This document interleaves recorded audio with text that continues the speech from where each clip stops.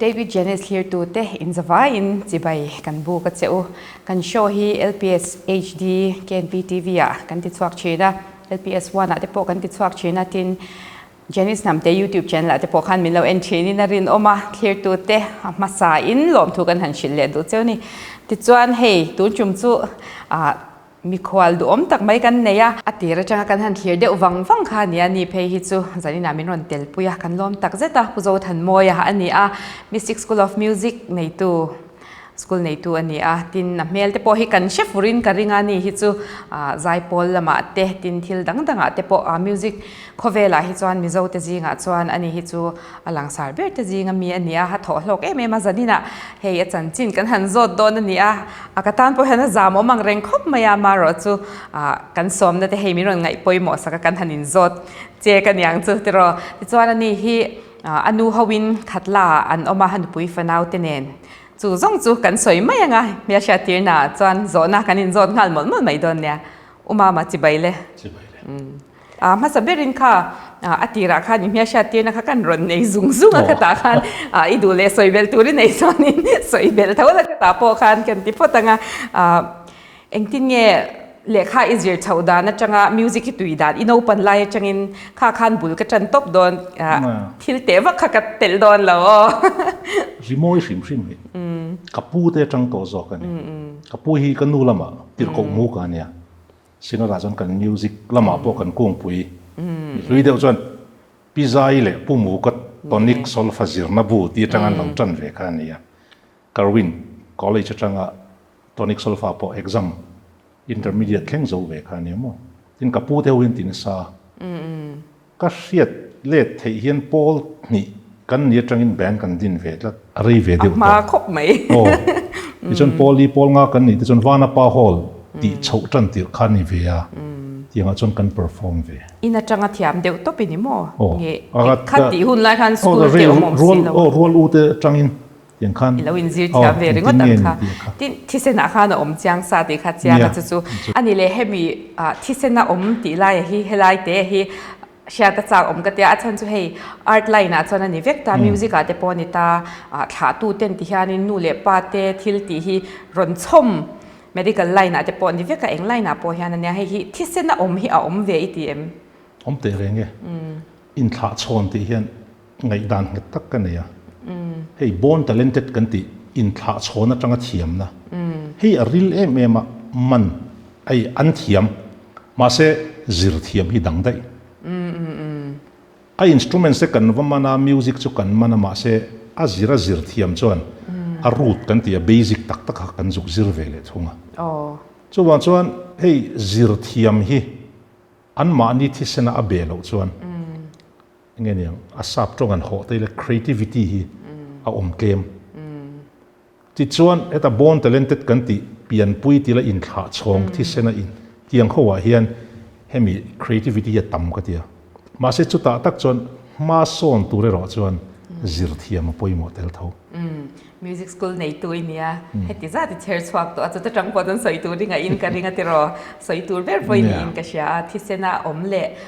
ma se zir chuan thiam lo tur chu om chuak ma ti ro amaro chu nge ne chin om ma bi zir thiam ma chon ma bai hat chin che khani de umaya attend the page mo ni footballer ti vel po han te khina chak om khop mai ti ro ka she thui lo e ka soi thui lo mai ang ka chu nang po ni thawang chu an hrelo che amo nang ma musician so an kom che hian ipa tang dei ni ka ti musicians ani ani po tu na kan guitarist tha kan u ten ni ta kha mi kha thil tam tak khi nang ma hi na chuakin ka ria ka kom let vak zok don che mo ni poi mi alo thei vek adik ve khop mai ni kan va play lo na chung hian ke ni te po kan tui chil tlat mai ni hei thei na zong zong ti mai ti ang entirnan a feeling alo soi lu tai la play lo mai la music tha kan she thiam ka ti don nge kan lo sei len pui lo ni chulai taka chon mo music hi hei tum thiam zai thiam rual che a chumit luka poimo ka ti chu ngai thlak thiam adik khop mai ni tuna kan mizoram kan mutan hi kan ngai thla thiam lo music tha kan dua leipo kan tum lo music tha kan dua aman sen kan se helai te chu ami pui hian musician sina thadewa azir thiam ang che hian ngai thak thiam ve hi ngai sin poi mo khop mai ni chu lai a chuanin azai thiam ate hian hei mi thin lung va ne endinan tu lai ate polo te khinan lo soi te me la tu lai tun huna hi chuan Taylor Swift hi khovelang po a za enge lotling bera ni ri me yang chu tu na phei chuan world tour ne me ka ani te poi ka ti china zai thiam bera ni lo ti chu kan chiang vek ta ama la pho asa a kan feeling hi ron chok tho em da ni khatia ang zong khan ni soi ni in ka sha tu na ka lo sha thiam dan chuan ngai tha ki ti ke chu ngai thatu ka ne hi ka ti china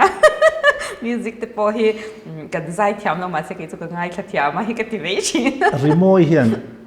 zai pola ni mo solo ni mo instrumental kan khoi mo khari khan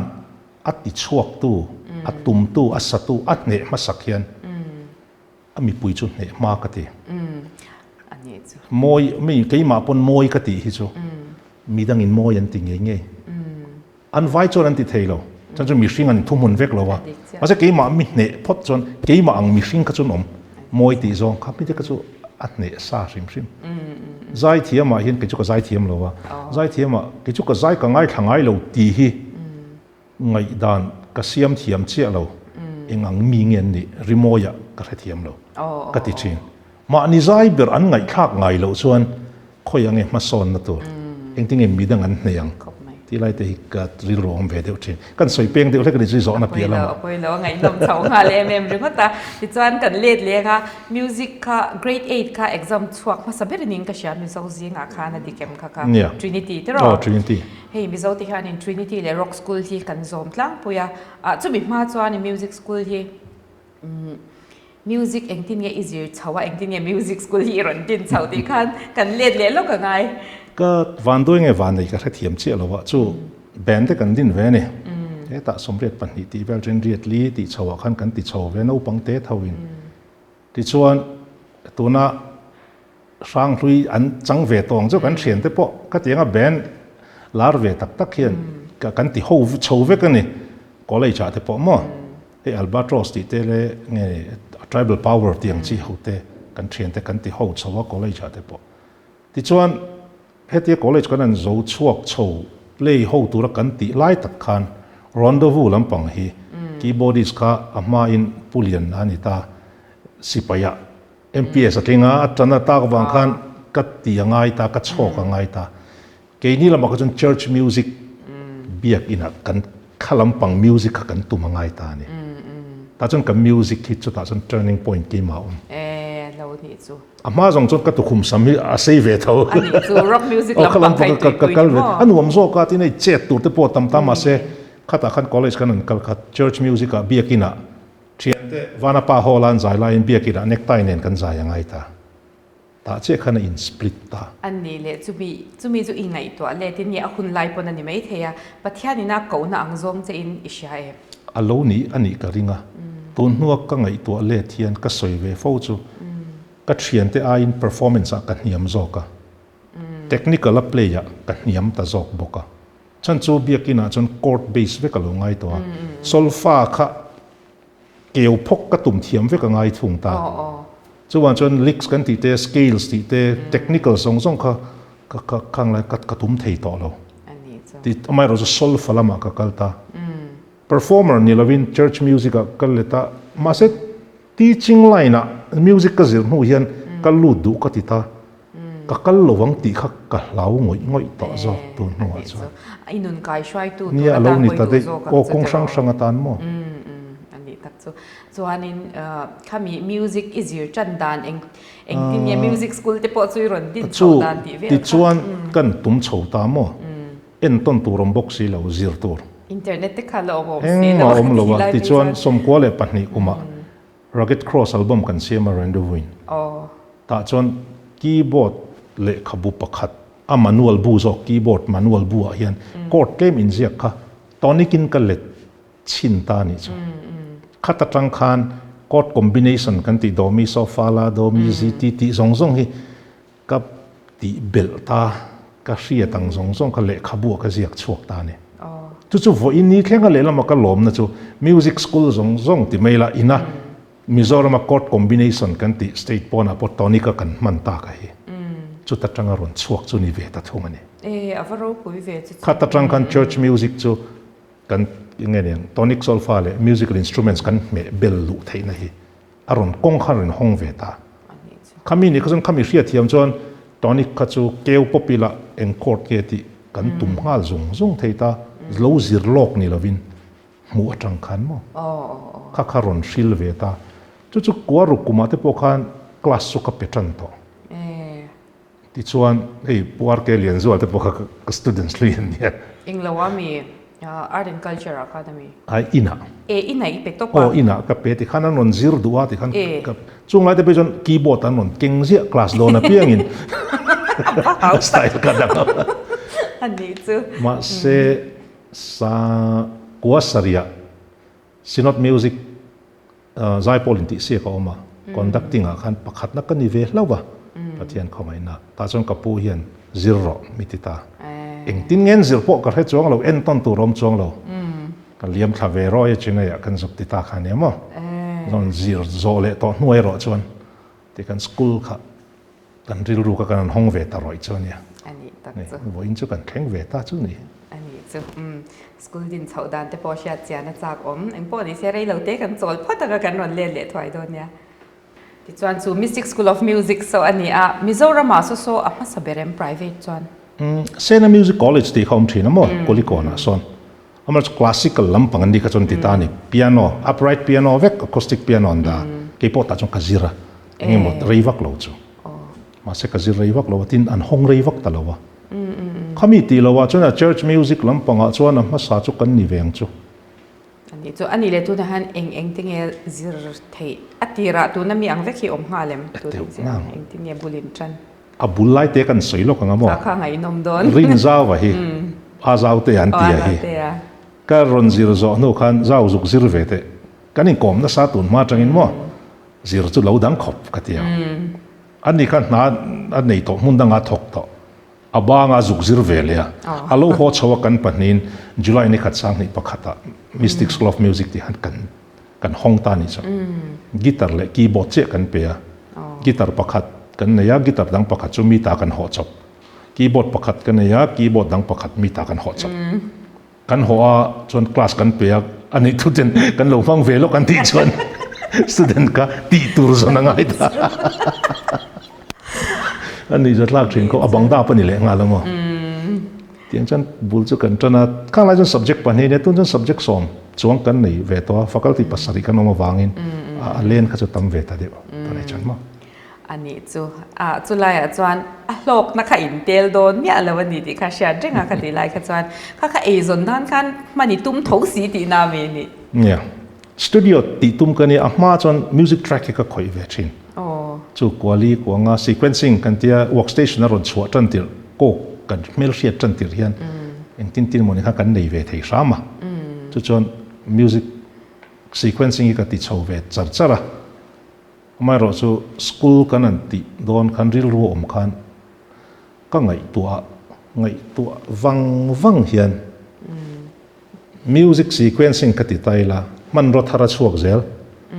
genre thara chuak zel kain upgrade char ngai ka music te saka chu ti rual chuan music khazir tir taila ka student zir chuak anga ka thiam na ngai kha midang ka hlan chhong zel thei renewal ka thu ngai renga kha azir chhuwa midang ron lu zel do na wangin a dai reizo ka nga ti kha ka ngai to ta ni chu ta tang chon school ka thlanga ka thlan tir chuan ka chung te le ka then rol tha ten na i thok don lo pe mi min ti thin ka ti lai ka chuan ma se kha zo na kha zo om tak chu ni thon ka sia ro sarkar na ta ka du chuan alula om thia khang ngai chun mo dik cha chu lai chuan ani le i chung te inu te ponan phal sak tho che ti na ni mo chu a katum ve ema phal che lo phal deuh sin min ral khat en chuan eng tin nge a hlot lin na khai ron hu chho dan le kan be ve deuh be chu zingka be don jang te o me mani ete renge be don ni chu kan lo ti sola ni ti ram chang chu achan chu ma nia han ti ta ka chuan ei do kan ni se lei ngai filter lei ngai no pakhat lei ngai pencil lei ngai Dạ. lei ngai vek lo nia plug pakhat fees kan dona tanga khami management ti tu chuan register bu le lo ngai le rinain lei ngai hi lo tam ma khop maya electric bill ma ni lo chua tanga pe vek tur chuan ma sen no anom ve tek na lai pakhatom chu mo rin za wa kan thian pa trong ka ma thiam boka o ma thave de chu mahatma gandhi ba de ya kan chol lo wanga kan ba de ya chol kan buang do ne kan non de chu de kan buang vel mo le nuam ve de usin mà đi thu khá đi chắc mẹ thì rồi lên mà dân zalin na ka alhu về béo à zalin na hi ni e mà sẽ chú thì ngót chuan lo string chu na kal thei lo ta in ron hlot lin chho light dan light te kha syllabus atangin ani atira syllabus kan ti mu mal thei lo wa ti chuan engtin nge niang ti khani ta ne ama chon staff mutation ve kani ta kan zuk zirna post staff mutation ve kani mizorama kan la mil riat lo chu Sena Music College atang chon anzir ve thin sinota zingkara staff mutation anzir thin ka zir thina ka hreto lo ti ve khani ta ne chu wa chon staff kan hlo cham ta ni kan hlo cham awangin tonic solfa manga keyboard tum hi atheyang ti kha ril ro om ta kan lo zir ve to mang tangkain chumi bu chu ka siam ta ti chon stage 1 2 3 in 6 teng ka siama khamini ta ka chon systematic in biakina man thei ta kang line biakina tu man piano la hung lo keyboard kan mel riat chawa KTB general conference ti vela rondo wong kan sound system kan boi pui thina kan watuma min ruat ngai lo kan kala kan tum chong kan tumani mai kan om lo le kawazung lok kan ti le tum tu rom lo ni mai khang vel khanita biakina man na ron tam ta ka chia khan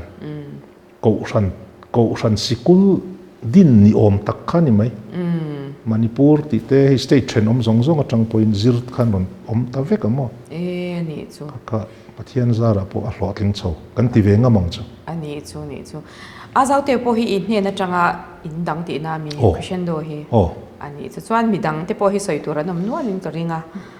tle ma zong tal chu min han soi sak la ka soi swal ka hlau ka ri chuan ani kha ei music home nei to fela te ko kan nen hian te ko ke kan student thawania ani pe chu music sequencing nen kan zir tira ti chuan nuwa ani chene ya kan zuk tir thlale ya ti chuan an ni khan indang ve le ya kan ne na tanga zir tho thina nia ta bultan na chu sonata David sonata te pon ne ya tina nuwa hi drop down tho hi ZTP te ke tila kan thok ho renga chon hetila ya kan ne an kan thok ho la ya exam an ni ve le ta an zo nuwa ni pon indang ve le ya chon Handel School of Music ti mamoya kaming pui paina ta hon tak bong kon lama mi te ho pon ni ta mo an soi don chon alo hong ma satana nan chu an ni chho ve de uvek mai ei a top lam pang tak tak ka chu ni lem lo ma sen bultan dang ka chu mo anom ven wal mai an soi ta ka chu ti khop chan chu i cher chuak ti mai ti ang khatyang khanita hlot thling in tem hlot thlin na hi enge I mu dan sikul kan hon tan tir chu sang ni pakhat atanga kum nga chung kha chuan hlot tling ka te na kha chu kan thian te sarkar nan lu ta ni kan thian te sarkar na thok hlo zat ka hlo kha hlo tlinga ka in ngai chuan an ma ni aya hlo tam chang kan nei ta ni khata phe kan hlo tling viawa ka in ngai ya ma se students kha an lo ngai reng ta lo ni chang chon on and off khon ve ta ni ti chon ka zin trum khati success ti le khabu hi airport a ka mu fu ka le ya chu ka chiar chu chuan ka ngai tuan ai a her dang lam vek music teachers big tan zirtir tu tan aron soya hlotlin na hi enge sum engza nge I tho chua ni lovin nang ma ang mi hring hi engza nge I cher chua ti hi I hlotlin te na turani zia kal la ka ngai tu a le ta wanga ka sum tho chua tang ringo ta hlotlin na ka te chuan a hlotlin na tel tu chu ke ma che ka ne ma se kan ni anga music school hongam ang level kan ni vea ale lam zong in chapo na ni lo se khami level ang khami hring ka cher chwe ro chuan ani khan ke mang in hong theyang ti ka chumi tanga ka te ve ta ka chuan a chang chuan nei le lu no mai la ờ kalom thin dal pa hian kalom thin chulai te chu ani chu poimo khop maya tin a zirtir tu lutna iron muchuak chiang hin ka sia khata ka chana music line chawa podilo a zirtir tu te an lut zia hi a chiang in ka sia chulai hlotlin nai tia chuan sum akanin te hi chu lo fu lo deu ni tara sum a thluak lut ka te fu hare malom thluak ka sum lut kan ti chu i vei chia lo ni ka sia lo mong khop mai ani le hemi school exam kan ti ta ni china ko kan soi Trinity te rock school kan shik thu panga hei a big takin kan fa te hetiang lama kan kaltir chuan kan sianga hei hi engtin nge Mizoram kan lo nei dan kha kha mala tu ini in ka sia a kham vel te kha soi tur ini kan zuk exam ti maila ka zuk exam ve kha graded hi a ti ka he chawani ka zuk thlan thlak nu kan exam ve a ti chon kan run hol le a ti chon engtin nge ni exam ve thei dan ti ringot kha ril ru to engma thei Mizoram atangin a thei lo na samai sia chuan internet ron chho ve chana ti chuan sang ni kuma te computer kha engtin tin moni kan nei chho ve a London Trinity College London reception he mail ka thon ve ngat mai ni exam center min pom turin an chan na ka mu masak ber chu airport engtia hlange 3-star hotel omem concert tune piano in name nei lo ti ma se kan mang kan be dong tu bik lo wa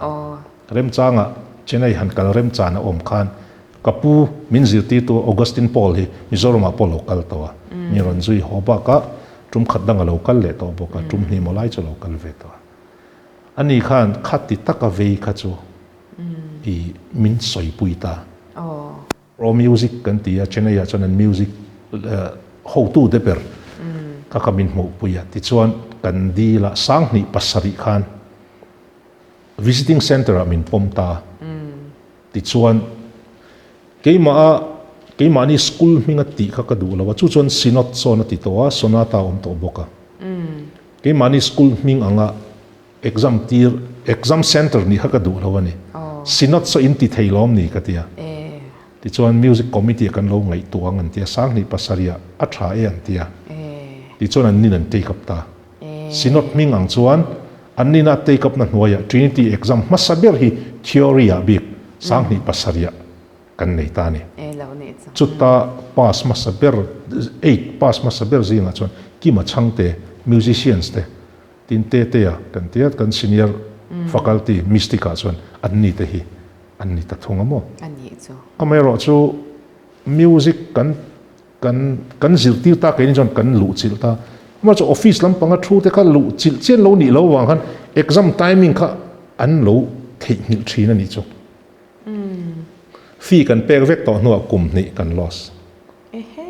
Mizoram keima bi to ro pui bo sia an choi thon chuang lowa an mulet le ma se kum khat zir mai dilavin kum ni ziran exam thei ta lo kha ani chu music thila jon ka ui top ala ni fo ani thela hian na exam lo chan kha holu tuk ba ka exam center ni tura kan fight na sat zia kha kan che tok lo devin kan ria ani tak chu main lo la na sa le chu min nowa chuan makdeu main chu ta kan boi vel la ya chuan sang ni som pani ni som December ni som ni pali hian call ka dong no la Delhi tangin rock school minon offer ta ka chuan full center turin minon ti ngal ta topa nang mani school ka ti chuan representative sa minon appoint ngala voin thlingin chu min na thok pa chuan kan ti chhota ni chu ani le Trinity le rock school hi kan nei ta tro he engi adang lam na deu ABRSM ombokamo ABRSM hi Royal School ni ta London vek an ni ta ni fiat hiam dan all samber turak karina chun ABRSM hi brass instruments ta a thazuala classical de umayania chon Trinity kan ti pa ngai Guildhall hi chu engene classical ani rol khan church music ta na tha ti zong in soitai la ti chuan Trinity hnuai hian pop and rock om thawa pop and rock chu tuna pop music kan ti lam hi ta chu tho chu rock school kan ti hi ta ni rock school hi alian lutuk thawa midang ang thawin an nia chuan tuna band kan ti drums te guitar keyboard ti lampang khan zirta Trinity te chuan le lama chuan violin cello katiang brass instruments lampang ka orchestration ani chu an zira band ang chi kha rock school a chuan an zir thung ani chu thil sang subject sang ang ani chu ani ran science a biology le chemistry yes ka shi physics ang dewani chu amzia chan ma achan chu tuina zone zok exam kha fu donin ka sha ti ro zir te tan po kha shat be chunga in ka sha kan soi tui ko soi tu la tam seng po ni se kan so le pho tang chuan kan ron le don ya ani le he kan Mizoram sarkar a chuan imfa te kan tia art and culture lama te po henga te po hianin an zir chinin ka sha ti ro heng te hi a thato kem private hianin ron khum deuh em ti te po hi zona chom thein ka sha henga te po hian soi chak vak lo em soi sol chu hlom art and culture a imfa hi chu reilu tuk ta ma na tang toina ni amero chu sarkar ania a next level ti turin departmental thilani wangin a har sani karinga chu wasan thathum course ti borwell ba kan zir ti thailo chu wan chuan tuna kan soyang chi music school tak tak ang tur chuan a thailo affiliated om them ani le an mani a chuan an mani nan department an hongani maya tuna hian tlemahan upgrade dan tur te omlo mi te kan te kan in dor meka chumi ti lo wa chuan sang ni pakhata kan hon tir khan chu chenaya tanga zir chho kan nia chuan London affiliation a om thin ti kan ria da wang kan Mizoram a om theil angem ti khan office ka dor kol ve interview te po ka ma chon na samo industry ate ka tia interview ka ma chon ve ka paper ka thelut ve ka topa kan keima ni chani ni lo min tia school education a kan chani ni lo min tile higher and technical a kan chani ni lo chuan farming society a kalro kan chani ni lo min tile a chuan a top LED a min tira englo clearance han la ro te min tia ka ti kwala te kan chani ni lo min ti ta feka a theilo MBSC a po secretary te po kan mo kan chani ni lo ti feka ne ani chuan in tin nge niang kan tia ti chuan keima anin kan ti ve to pa autonomous kan ni mai kan tia kan pe chuak certificate khata tang khan kan siama kan pe ta ngala ni ti chuan alo thula ne chu buang len ku nga ron zir chua te po khan ni thawa zaw ne kan signature ka kan pe a manipur a chuan lo mang mai a chuan mi in hemi nge ne commonwealth noya navy a te an lo mamo ta musicians cruise a te an kal duwa musicians an mamo a chung a chuan engma khan to lo kan siama kan pe topa an thiam miawa kan certificate relevant chu ni maya voin thlengin an lamang ta zel chu ni sarkar thila po ani ta adanga om thei tlat lo ani chu soi thui se po cha ko ma se ka lai ka chu kan du tok ma yang atiro re gra de te po ngai mi poi kan soi pala ase thahnem ngai thil ve ka he te hi chu tu na changa kum nga te chuanin ma kan son e me mang ti kan ring phot mai la tiro ti chuan ani le zai pol lama khanin kanin herlut lo thei lawa ke pona mi mal tak po ka lo sha te chu sinot zai pol conductor ni kha ani kha khalama khan su nu po inga viawin ka sha rampon asap ram te po kan tianga in fang na sa khang vela ithil ton te thil tam tak soi tu ni nga khang kha sha ta chak on khai khom vek mai ro an oi lo thina mo zai pola hin tatel na salu to ka ma se ka zai tlem lu to chu nau pangte in ti ve mayang keyboard kan tum ma saka wang khan ka keyboard tum tir ho chu mo tere u te ni calculator rom mal i mi tla ti am mai ti lok lo lom Casio te hi ni mo Casio khan ne kan metleng tleng jon calculator ya si ro mala chu tiang chi chu kan bul tan na khan ni ve ni chu kan tum ma veng renga thiam vak lo mai la zai pola ka tel tir po hian ka zai tam vak lo keyboard kan tum theya wang khan life ina thanga minti pui ve ngal de maya ti chan som ko kum ti chote ka chon keyboard nen kan live char to ti chon assistant conductor ti khan ka zai tam vak lo tu nei isa yang zai pol po ka tel ve de uveka tel na sas de usi hian ka zai mang lo re sound box po pola le atum pola zel ka tel ma se ka zui ve na sa ti tai la chon ko ran zai pol pa ka chon bia zai pol bung kon pasol bia zai pola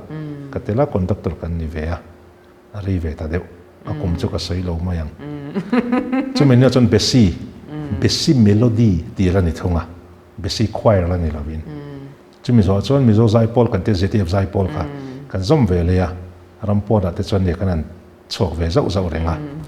chon sinot choir kan tel ve le ya tiang deu te chu ni e chian te nong zui pu zo that moi an pu zo that moi conductor ni lai nang kan hlau thei lu tu kan ti chin ka kai nge comment tu nei ya discipline ka lo khom te u biar chi da mi nge tu discipline te chu na o ma eng ki ma khalai ve la se thiam che lo ma se I nita ka ria chu mo sino zai po kan throi la khan I veng pakhatan veng ping chu ka sei lo bang tu no hian a sei tu pakha in puang to mo veng pakhata kan kalna hian khata kan kalna khan zai pol member la omani chumi bula an thalai roi tu te sei chu in conductor mel chu habakuk chia le lom tu nghe lom lâu tu cái gì à mẹ Joseph đều tại chút tí sẽ mi thà đàn tu cái hết thiểm đó à mẹ là Habakkuk cần thế cái Bible là mi chút đi về đều thấu bọc xe cái gì chút ta chút claim chút à mẹ Habakkuk khá lâu stick đều bớt đi mà na mẹ Joseph đều tự bớt chút trả về thấu mấy cái cái gì mà sẽ mi sinh à khan influence thì hiện ngày đàn ngày tắc cái này chú conducting thì hiện sol pha vai em một cái tí na mi sinh giọt khan này các conduct các ruồi tổ chức, mình mau phun các chân tổ chuan, azai ringot ni lâu khan, ti sa lệ tharawa, các ruồi thấy tu này đó làm ni ti hi, ngày tu anh nghe tắc cái này về. Chung chuan anh lệ testimony đây này, hey, zai Paul, ang bi cả te Paul lâu ni ta se. Này về,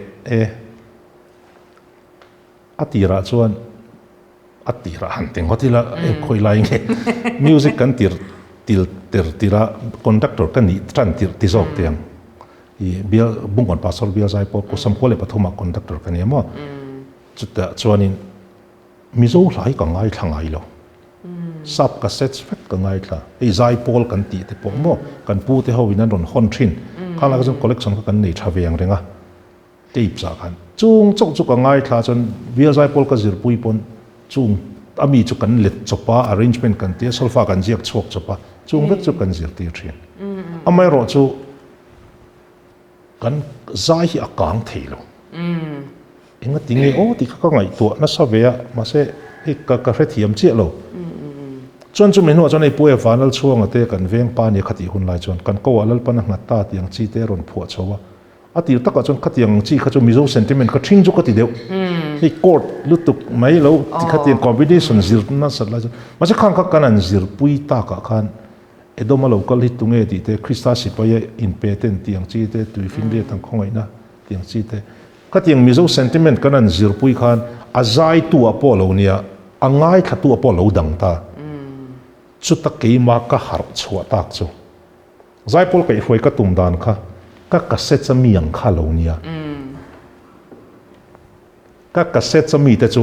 khothang mian nia khami te zai tir anga ka tum kha lo kinga ka lo in ngai thin lo nia ma se keima ni mizo phu nge yan han ti khan keima ni omzok kha keima ni kha kan base kha alo chuak zok lo nia chu tak chuan music a hian ka pian thar pha ka tia western ringot ni lo mizo culture lut na hi chu chuan mi mu tira ti chuan chu ta tang chuan ten ka thuai kop chho thiam tran ta dewani ka ti chu keima chuan turning point lian tak ani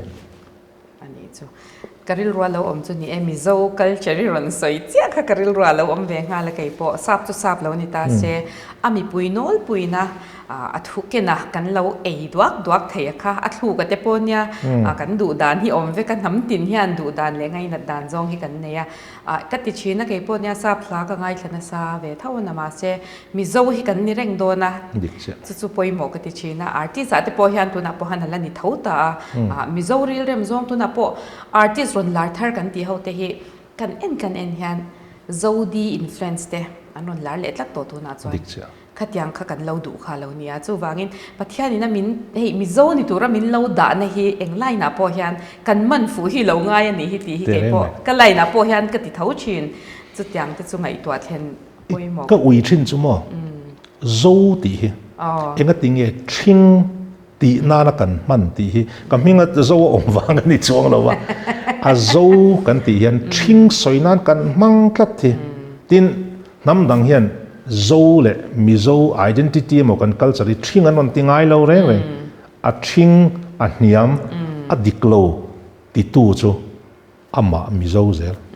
อะไรที่จุกกระเทียมเจ้าเรานี่ถ้าเราครบไม่ให้ฮิตสุดทินไงตัวนักการท่ากันไงก็คือที่ exposure กันนี่ละเกมวางอะที่กันไงเดียวนี่ที่ประคันมินติเชตสวกพี่โจมังไงค่ะ Book of the Year เสียตัวประคันจุกติเสียมาเนี่ยกันนินก็มินการันหัวค่ะให้มีโจ identity กับ identity ฮีก็ง่ายสุดท้ายเลยตัวการันที่หัวค่ะให้นุกเตหิอุลเทยค่ะที่โจไงตัวเพย์กับจวนมอจริงค่ะในส่วนก็จุ่มขัดจุสมควรเลยปรุกุมไอร์แลนด์กันกลินมิโซไซปอลจุ่มอินโนจนข้างรำดังอินฟันนั่นที่ข้าสวยรอไงน้ำมันลมอันเชียนเท่านั้นฝั่งนั้นสักก็สุยเวรนี่นะแต่ตัวกันนะอีเรนวัลมากกันสุยชีนะมั้งกลำช่างกันกัลเวชีนั่นนี่ไอร์แลนด์กันกัลจวนไอ้โฮมคัมมิ่งอะGator Homecoming อะใจเวทินเจสซี่ดิกสันเห็นคอนเสิร์ตแล้วเนี่ยจู่ organizer ที่กันรุนที่เวรุนที่กันใจหัวนี่จู่เวทัตนะคอนเสิร์ตที่กันเนี่ยหัวจู่ตักเห็นแล้วจนมีโซ่เซนติเมนต์จงเท่าเห็นซาพลาจุกันสตานี่จู่กันติโฉสงสงอ่ะพอจนไงตัวนั้นเห็ดเดียวเกี่ยมามินตูลุตากจู่เลี้ยงคอมกันสักเดลชินเตอันนี้จนอัน pinpoint จัดเจลมีโซ่เซนติเมนต์กันสักค่ะทินข้างไล่จนหางอินกันติดชินปาดลีเท่าโซปราโนอัลคอนทรัลต์เทนอร์เบสอันนี้มาเซ่มิวสิคัลอินสตรูเมนต์เตลง่ายลูอะคาเปลอยกันใจตาพิชไปไว้ขัดกันคอนดักตอร์นั่นที่กันหลังอัลทับมาอะอะคอสติกกีตาร์จานจงกับเปร่ากันติดเท่ามาเซ่อัตตามจอกจู่หางอันนี้จุกข้างขี้ตาอัดดาตานี่ที่ชวนนั้นนัวกันจินเล่ที่ชวนสเตจเล่กันนัดดาที่พวกกันที่เวนัวละPeople's Church also just made a call on that and Toronto po alien bera te po program kan nei ve ni a hanga ti lowa music track ne na han zai kha ma son na kan nga ya an ni chona lo ni lowa a hanga zai kha an ni chona da sanga ke ni chona hanga zai kha kan bul tan na ni thong ta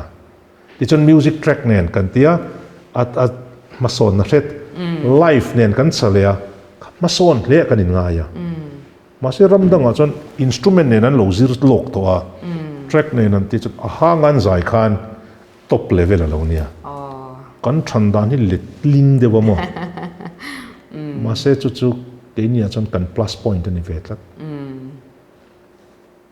เนี่ยกันเรียรู้ว่าออกมาเนี่ยเสียดริโมยเสียดเทียมนักกันไหนที่มั้งมี Sunday School จังอ่ะbeginner train กันติดเช่าตาตาไอ้อามันต่ำเสียที่คัดติดชินจู่ๆมีหมู่เชียนตีนะซะมีโจติตานะ Sunday School เราสุดเสียค่ะมิวสิกชูอ่ะค่ะนี่ว่าหมดสวักแต่ได้ดีนะก็สวยกว่าแต่มามันนี่อ่ะพอเราไงน้องลุตุกะลงข้างค่ะอ่ะตุ้ยมีได้ตามเพย์จันโซนน่ะจังก็เชียดเราเห็นอันรุ่ยนั้นเราโจดนุกกังจะกระริงมาเสกันหันติเซลพอตั้งเองพอนี่เสจู่มีใจโพลอาจารย์หันสวยได้ชินแล้วนี่เจน่ะ discipline ก็สวยค่ะกันละสวยทุนสมจังแต่ว่าที่ก็ค่ะเองอ่ะพวกยานิน discipline เฮปอยหมอค่ะกันหันฟิล์มถูลุดนางคันอีหลอทินปุยเทียมค่ะแต่เรื่องไหมก็นุนมินกายช่วยตัวเนี่ยเรื่องวังมากก็อัติระกันซุยนี่ตีดานักข้างไล่มินติงเราดานักชวนจิงถอดเจียนไม่ผิดตัวนี้บาร์รูมก็ละตีตัวรังสองตีสองเฟกตัวอินเทียร์สองตีสองเฟกตัวตีนี่ไหมที่ชวนกันจินเชียดเราชวนนี่แรงอินกันเตียกันจินนั่นสัตไล่ไปชวนอินแคนาดาที่ province ออกมากันปัจจุบันกันตลอดเราบักจะกันตลอดเวกถ้าทุ่มช่วงแต่กันทั้งตานะมั้งเฮ้ย discipline ที่เกี่ยมานี่ขนาดเบ็ดทีนอาคุณเละมันจะเรียนจู่ๆใจพอคอนดักตอร์กันนิเวศเชียกันก็เรียดเราการะเห็นกับเราตินะซาอาศัยพวกอาศัยนะซาที่เลยยับยั้งใจพอจู่กันจินนะสัตานี่ค่อยข้อการก็งาชูนะจ่อยเราไงอะจ่อยคำว่าเพียงอินเทียร์แต่ที่ก็หัวจงอันเนี้ยจิงอ่ะบาธรูมกันดูตาหักกันโน้ตไม่กันพิจารณาเห็นตัวเล็กชุดตาตีเฟลงาลเวกตัว chon ni leng khan thil ti ol sampa ti discipline kha ti tur ni ku vai khan ching box sia ka lai ka chon in video te khala om vak lo nangin thalak te khana lo fu vak lo niang tu nu hian an soilet lek ka lo ti deuh chu ni mai the chuak le la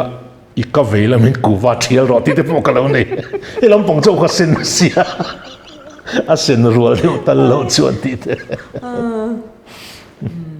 ani le tun lai music industry han zuang lut ta torila ngai mo te po in nei nga mason na tam ta ka omralin mason na tur te po a omanga henga han veilian zwal pui a vai te zwang kan soi theila wanga henga te hian zai pol angin ani mo mi mal zai angin ani mo hemi a music industry shimshima hian enge heta hianin kan lamamo yang zong te po in ani theyang chu ka zona industry han te hian industry chon thil siam ani chon a thil siam chua kha market a ron zuar thina ni industry choni ta ni music industry kan ti chon siam chua om tur ani mi hla dil kwala sakemo lo le lina sakemo hi ke chon ti taila industry a kangai lo modification emo khar chhong zo kani industry ni chon asiam chuak tur ani chon music industry a chon hla a phuak ngei ngei tura ka ngai top chon a music arrange thiam bok tur ani a produce tur ani ti ni ani chon kan zai thiam te a hian ka tong huat thu so ka du ain khar chhong zai thiam kan tam top level a po ma nin kan zia ka kan tum ve tun chin kan Taylor Swift lo so ya a that na chan chu ama hla ama na zia ka asanga la a o chu thaber mi lo ma se ama kha aron chuak ta music kana ti tur hi ron ti ka ti me ke ske ma yan industry ni don chuan ke ma nia tangin product om tur ani chu du angi da tam tok lo ka ti dewa mo adot le chona marketing a hian ni chin akhan ka soi zawa azai thiam te le abuai pui tu te chuan an ti tur an ti tran to lei thei tur kan ti ang chi te leina tur platform te om to ami pui lampang hian a thlona don hi kan tum tata helai te chu zir ve ngai kan ngai thadu ni chon korpo moi kan ti chu kan leialom rimoi po kan du zong chu lei ve miang cha tin lei tur han chop chu ani che han artist te po an changangan te reng mai ma an son le zwalang te kharin no matero hemia hi chuan ani le hla phua khai se hlai pho em nang ma hian phua ve nu chu alar vak lo zai pol a khan conductor ni chuan chu ngai dan chu ka nei wang chuan a then chu ka phua a then chu ka letlinga mania range kha nei ram kan tuma mi hla kan sa ni pon ke mani version in arrangement kan siam ve le ka tiang ani wang khan tukin ka tuk ma zok la hi chu ani le chu ta chuanin adong lo chi hi om ve hi ni le tu kan ni chu chu nga te po chuan tum hian ti thei thawem a thei tum sim wangin a phua thei chu ke pon ka phua ka tum sim wangin ma se ka dong lo kan zira music kan zira lai pon hla phua chu ka pass ve thlap ka ti tha ve lu tu ma se khang lai bor ve la tum sim awanga assignment anga ka phua ba kha ka phua chun zam lo hun ka pe thei lo ka pe phal nên cái túm lo cái thật xía này mấy thầy khám mịp công à khan ril ru om tới chỗ om về trí nè mà sẽ khá lắm bằng các đây đông à hiện cái in ngay lâu lúc tụi con mò à rồi mỗi lắm bằng các thì ta đều rõ cái này anh này ít trong cam bạc hạt cái xe ta chọn hay gần top artist gần thì trên khát tiếp hay hi cho nên bây giờ lâu sang lâu thầy lâu năng đi tiếp hay cho hay in tệ na khá sang đó là thì khát cho xe chẳng mà sẽ mất son na tụi lại chân thêm ngày thì là cái số đó musical lâu hẳn tí te khát tiếng trong com đều te kha ông đều chuyện khan cái xe kha anh tin nghe musical lâu chú anh nghe nita nga anh tin nghe lâu musical tiếng thì lại bỏ te bỏ kha cái ngày bôi mỏ đều chú music tụm thiam chú azai thiam lâu anh pon azai lại tu ra ni lâu tita ira photana musicians anh chuan azai moi lâu anh azai là moi lâu anh pon azai lại lâu tu ra ni chú mi let ling chia chuan zai thiam chuan azai zia riat na tur chuan musical instruments pakhat tal tum thiam tur chú cái ngày đan ani bur atum thiam lo chon eng tin nge beat and bar hello win eng tin nge thuya kal thayang chu chu kan nei tok lo thina wang hian ania a musical lo tu mo ina la an phua an sa an phua moi chuan a samoya hla danga du zong tak kha a samoi turani ta ni ma se enga tinge moi zo lo ama version khan a moi dan tur kha a dynamics kan ti te khatiang zong zong a sak dan tur kha ke mani version kan ti thiam angai ta ni a phua tu phua moi lam ni lovin la zong zong hil tha kan ti Nora Jones la kan ti te tu nge niang kan seidona midang dang pon om treu theyang chu an la zong zong hi moi mi alo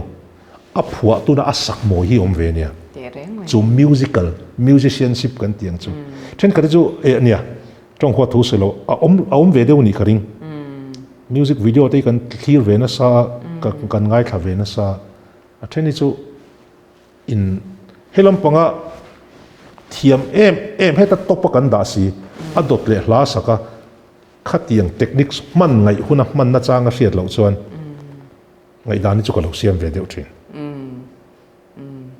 inti siang na voi tam en dik tu ra sop to khai ne ai ngai dan chu dik tu ra ngai la tin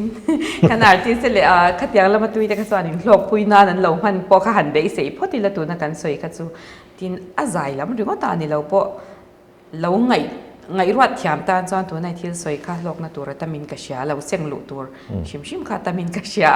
chuan kan artist hi han soi le tai la chu mia chuan tui fiao to ni ka sha i an hlut na hi an in sha tok lo thin ni te hian ka lo she ve thina ka lo ui thina ni chu hei ama se le lama chuan in hei kan ram economy an chuan hetiang hi kan la ni ta tin music te phei hi chuan in ni sina kan soyang khan affiliated po kan la affiliate thei lo ti te khatiang kha ala ni ta chu wangin sum hi chu ala tam tok lo ni ti hi chu achiang renga thil dang discipline dang ngai to phei chuan chulaya chuan in ma se entertainment kan ti hi chuan in entertainment ani to zai thiam te hi an masa ni henga hian chu an hlut na hi in shatur hian engtin nge kan fuyanga engtin nge hei tiang lo deuh hian tirau han ti emo han fuina turang chi emo he tiang ang te hi ineem kan ti dei tiang hlut na in hriat don chon ke ma ka hluem ti khai ngai tu ve nga ya kai ngai tu na sat deuh thin ke po ka hlu tak takem kan no hian cha chuan in kan no puyen mi ang lo ka hlut na hi mi sila chang chang ka in zot man photo na ya te po enge he de ka ti kher le ka ha ma se voin te po kan lom na deuh kan nei chang chang ka hlut na kha pathian atang angai tel ve deuh boka chu ka hlut na chu ke ma khan ka in hriat phot angai ka zai kha moi ka ti angai ka thu soi ka atha ka ti phot angai ani chuan midang in min ngai hlut pui ngai ve ti lai te kha nge ni ngai tu athiam chu troling ka ria tin entertainment ti te le music come in a zon na ta na mang don ani chuan azai kha a zon na tla ka niam a thil tum kha a zon na tla ka niam chumi ni lowa kan zai ringo ta heta kan da min an en lowa cho ho lo man tia trong moi lo ni su sela rimoi zir tir na kha ei zon nan ka thanga mina an ron zir na tlak turin siam kha ka ti tur ni mai hei kumsom ni panga don kan ran to an ngai ve ni karinga an la ron zir tlat ka soidani khethiam zai kha ei zon na ta na mang don ani chuan ei zon na na ni chuan mina an lei tur khop khan a zai ve ngai leitla ka niam ti kha ke mani po kan en ve thau chungai musician za po ka tum chuan ka tum chua kha leitla ka niam leitla ka ni phot chadan leyang a then te chu leitlak lo in leiti tal ka tum ve te po ni mai thei sin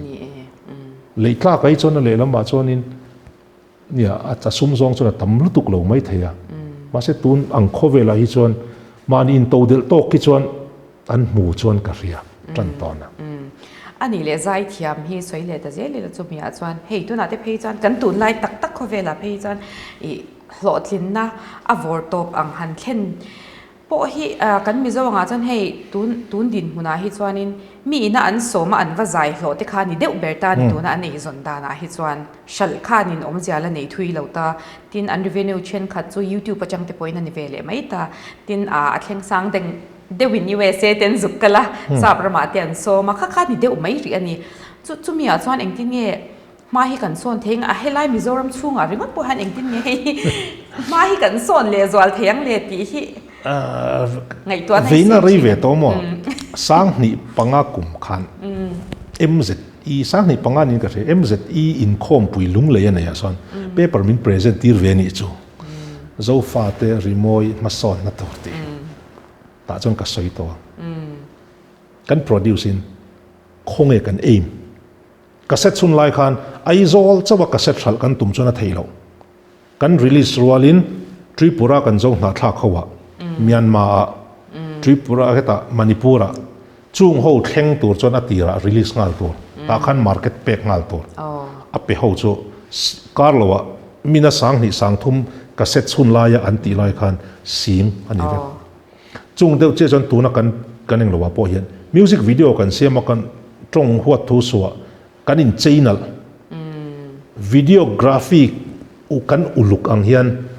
hlat han te eng hlang nge niang a marketing tur zong hen ngai to tai la chuan khi ta kan thlen ka ring mizo hla kan sa subtitle om box si lova mizo na thla ka chia lo chon eng ti nge kan ti thong global ani don chuan ti series in a tho pui om chun chu David Singer se ne mizo ram atang chuan David Singers kha ti series nen contract an sign thap thei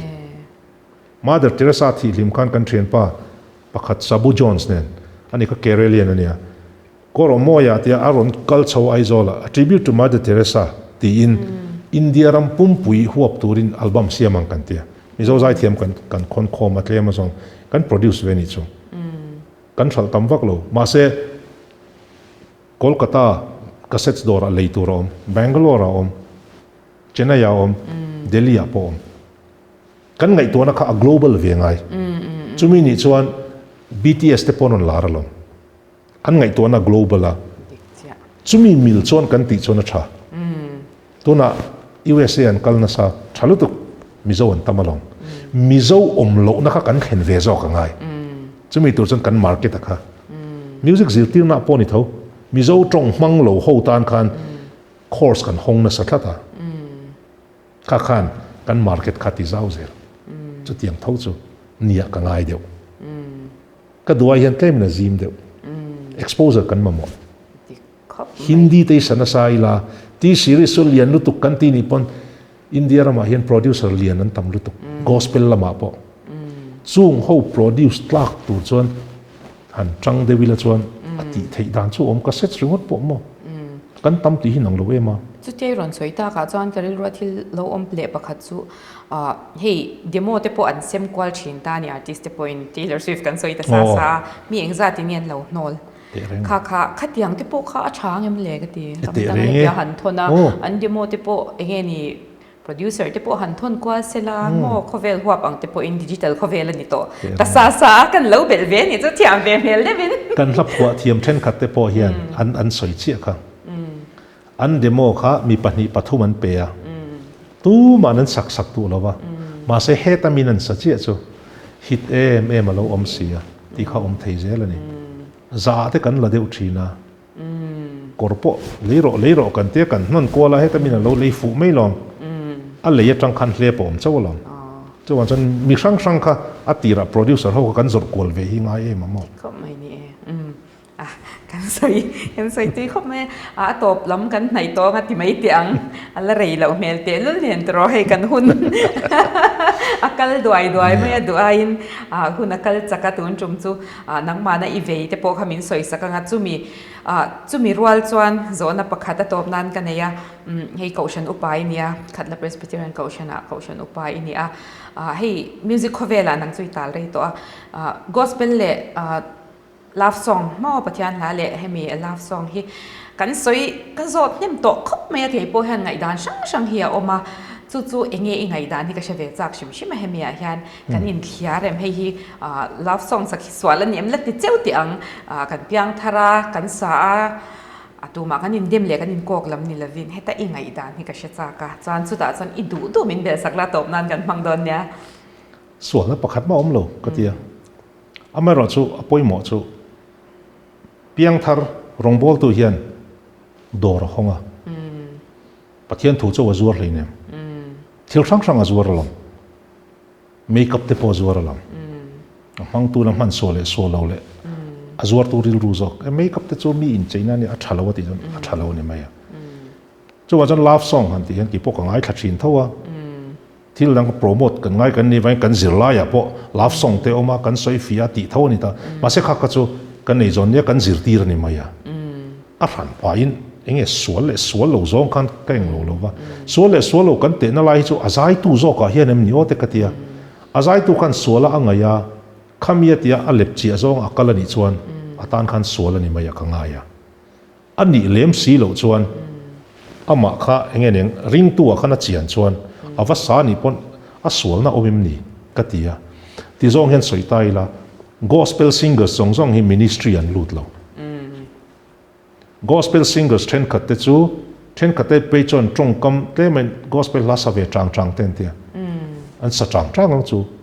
gospel ลาสา entertainer นี่ก็ตลอดจู entertainer เลย entertainer ก็ที่ขันentertainment ละมักกัลก็ที่นั่นนี่จูก็ที่ยังละมักกัลเลย ministry กัลละน้อง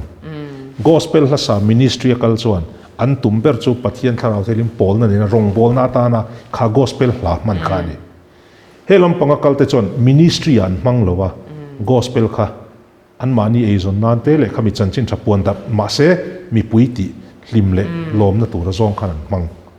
จุงเดือดจูนี่เลี้ยงเซมาปอนี่เท่าตาขมีเอนเตอร์เทนเมนต์อวติยามานี่หนูนะเอ็งมาที่เราดังเงี้ยปัทยันเนี่ยนะอามารินนะติบวยช่วงเราฮีเอาอมเทียงอ่ะมาเซขมีสักวางอ่ะตาอเล็บเชียโซเงหมกขตียงโซอักลขจวนอามาตันขันสวนเลยต่อชิมอามาชิมจูสวนนี่เราวันยังจูลัทธันคอมโพไบเบิลไลท์ตะกาอมาลองนี่ตระเดี๋ยวว่าเชียงเวดิจวนก็ใส่ตัวข้านี่ดูตุใส่ตัวเตะกันละเนี่ยมันก็เราโจดกิมเราวิวไม่เทจวนกันดูตกโดนเนี่ยมันยังใส่ตัวที่จูอันละตมันนี่ตระมาเสียหุ่นมินพัลสักตัวเรากันที่ไม่โดนเนี่ยมีในขณะนี้ดังอาจจะพอกันละสวยชุนจมเลี้ยงอามาปนมินคมนั่นจะพอให้กันละรันเสียไม่ได้เนี่ยที่รอน้ำมิสติกโชว์อาจจะพอขัดกันที่เล็ดเวทุนจ้ะแต่กันน่าจะอินจูค่ะกันสวยจ้ะวะสวยกิมเหลากันสวยกิมเหลาตั้งปุยนี่จะนี่นะกันสวยค่ะจูฉันทำไงที่ละกันที่สวยแต่พอมินเราเชียดเทียมสักตัวกันง่ายที่ดูแต่พออินทินลอกปุยตัวส่วนอินลอกปุยตัวอินเราชาร์ง่ายแต่พอกันเบสเซียจะนี่นะให้ผู้ทันโมยMusic School of Music ในตุป้าอันนี้กันกลมนะกันรันติดชัวกันนี่กันลมคบมาอย่างนี้จนมาอันจังตัวกันเราเบสรูกันเบสงำเจ้าแล้ววันนี้ค่ะก็ใส่ตัวคาตีระโปคาตีอังคารเนี่ยทิ้งลุงตะกินปูมาลมทูก็ชิลดูเจ้าอีกเจ้าตัวระโปรตินนะเราจังเจ้าละทิ้งมิโซมีปุ๋ยเตตานะอีกลุดเจ้าฮีจันนี่นายฮันเกจนก็พูดชัวสักเสียงเราเจ้าก็เชียนังปนิเชียมาเจ้าจะสุปฏิญาณนินมาเราสอมเบลเจ้ารอสิติค่ะกันดูสักนั่นเจนี่รอสิกันลมดูตัวแก